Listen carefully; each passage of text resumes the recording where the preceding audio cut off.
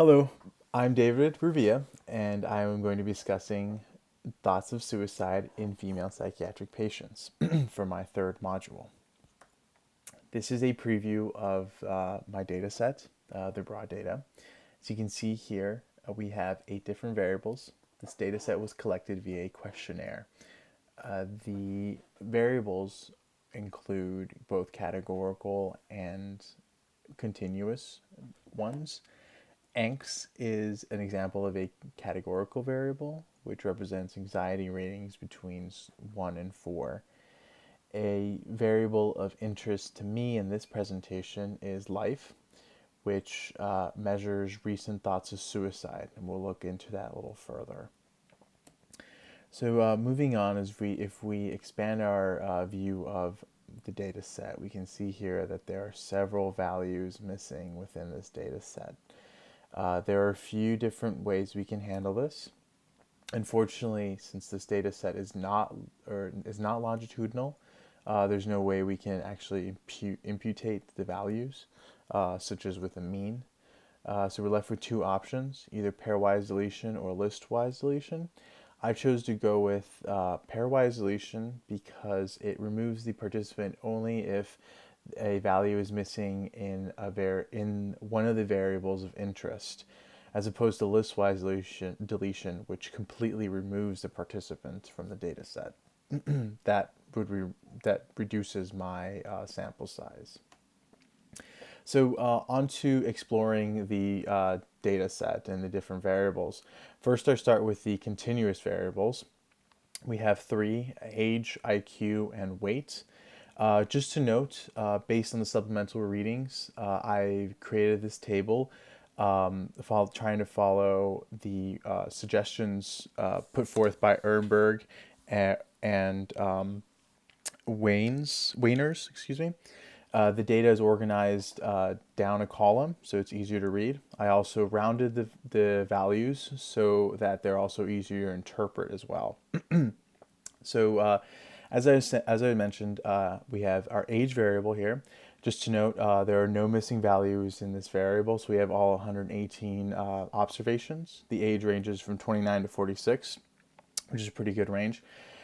In our IQ, we actually have 8 missing variables.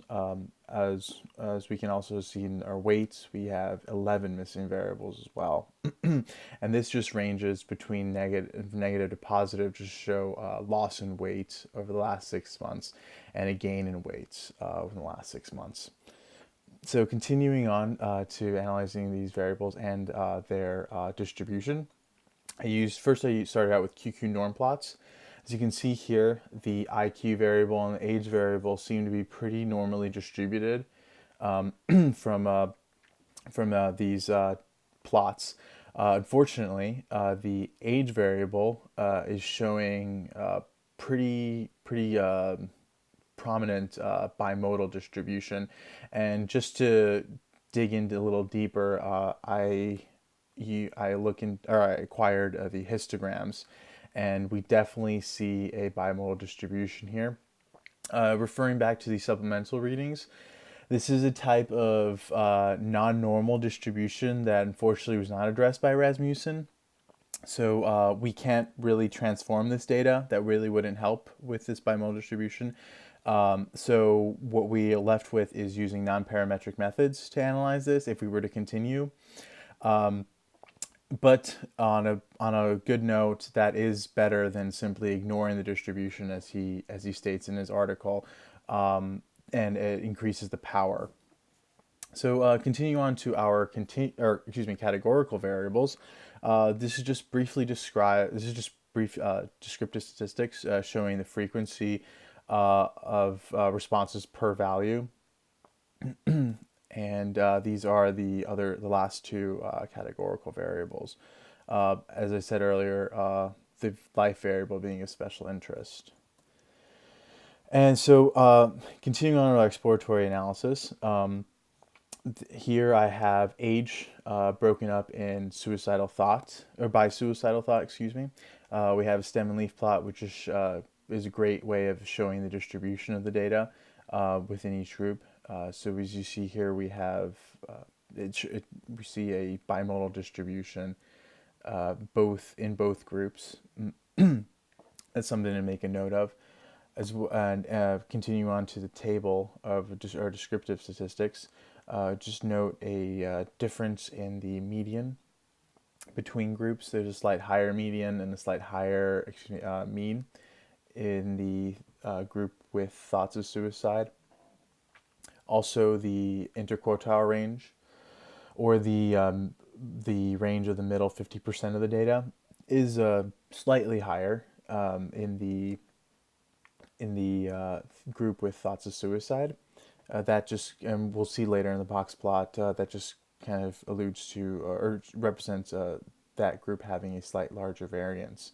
And then the range is also slightly larger. But here we have our box plot representing both groups with and without thoughts of suicide. As I said earlier, the whiskers here are larger, representing the range, and also the box, or the interquartile range, is also larger, representing a larger variance in the group with thoughts of suicide. Here we analyzed IQ broken up into suicidal thoughts. We have a beautiful normal distribution in the first group. This is a little worrisome. It just shows that there may be a outlier. Similarly, in the second group as well, there may be an outlier also.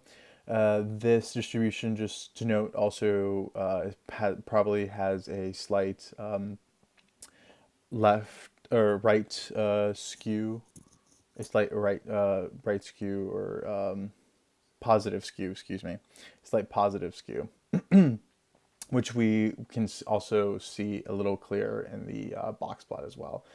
And the differences in mean and median are similar to the previous variables, but nothing that seems to be too significant. But that could also be seen or investigated further in inferential statistics or other methods.